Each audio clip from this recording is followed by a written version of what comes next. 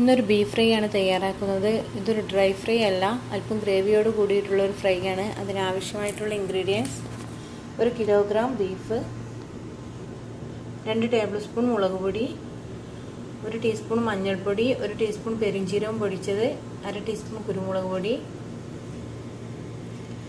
പച്ചമുളക് 6 എണ്ണം നെടുകെ പിളർന്നത്, ആവശ്യത്തിന് കറിവേപ്പില,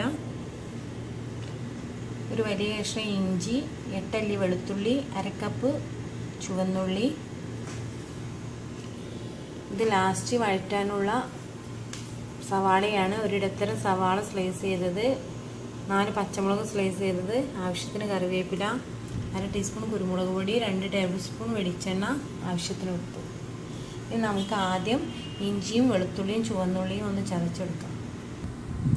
ഇഞ്ചിയും വെളുത്തുള്ളിയും ചുവന്നുള്ളിയും ചതച്ചെടുത്ത് കഴിഞ്ഞു. ഇനി ഇത് ബീഫിലേക്ക് മിക്സ് ചെയ്യാം. ഇനി മുളക് പൊടി ചേർക്കാം, മഞ്ഞൾപ്പൊടി, കുരുമുളക് പൊടി, പെരിഞ്ചീരകം പൊടിച്ചത്, പച്ചമുളക്, കറിവേപ്പില,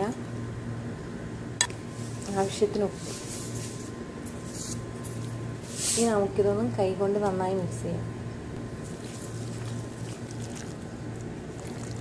ഇപ്പോൾ ചേരുവകൾ നന്നായി മിക്സ് ചെയ്ത് കഴിഞ്ഞു. ഇനി നമുക്കിത് കുക്കറിലോട്ട് മാറ്റാം.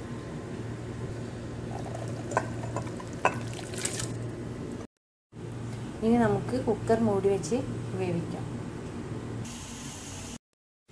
ഇപ്പോൾ ബീഫ് വെന്ത് കഴിഞ്ഞു. ഇതിലല്പം വെള്ളമുണ്ട്, നമുക്കതൊന്ന് വറ്റിച്ചെടുക്കാം.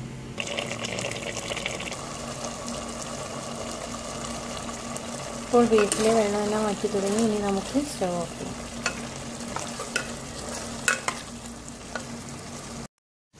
ഇനി നമുക്കൊരു പാനിൽ വെളിച്ചെണ്ണ ഒഴിച്ച് ചൂടാക്കാം. വെളിച്ചെണ്ണ ചൂടായി കഴിഞ്ഞു. ഇതിലേക്ക് ഇനി സവാള ചേർത്ത് വഴറ്റാം. സവാളയോടൊപ്പം പച്ചമുളകും കറിവേപ്പിലയും ചേർക്കാം.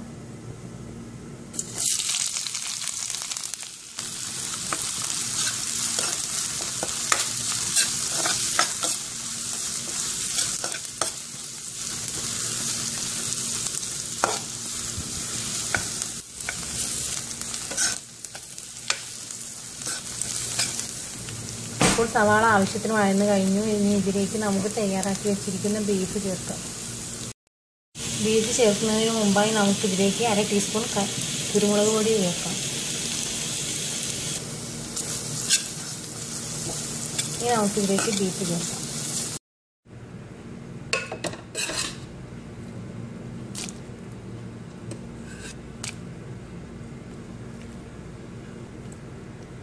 ഇനി നമുക്കിതൊന്ന് ഡ്രൈ ആക്കി എടുക്കാം.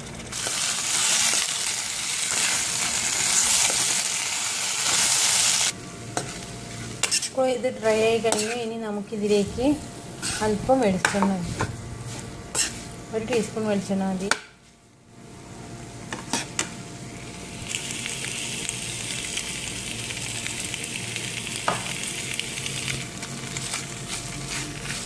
ഇനി നമുക്ക് സ്റ്റവ് ഓഫ് ചെയ്യാം.